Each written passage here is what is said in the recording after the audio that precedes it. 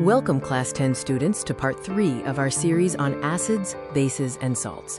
Today we're going to explore a very important question. What makes all acids similar and all bases similar?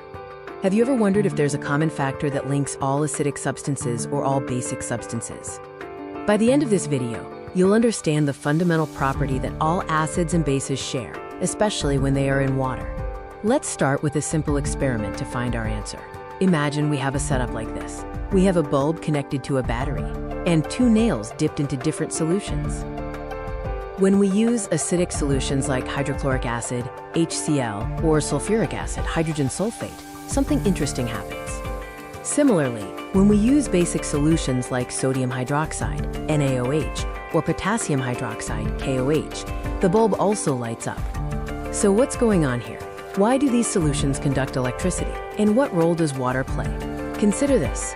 Dry HCl gas does not turn blue litmus paper red, but when HCl is dissolved in water, it does turn blue litmus paper red.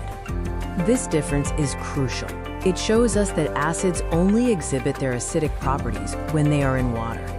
In water, acids like HCl release hydrogen ions, H, or what we call hydronium ions, H3O. Now let's look at bases. Does water play a similar role for them? Just like acids, bases also show their basic properties only when they are dissolved in water. When bases are dissolved in water, they release hydroxide ions, OH. This is what makes them basic, so we can define acids and bases based on what they do in water. Acids are substances that release hydrogen ions, H, when dissolved in water. And bases are substances that release hydroxide ions, OH, when dissolved in water. Let's quickly recap the main points from today's lesson. The common property of all acids is that they produce H ions in water. And the common property of all bases is that they produce OH ions in water. This understanding is fundamental to neutralization reactions and the pH scale, which we will explore in future lessons.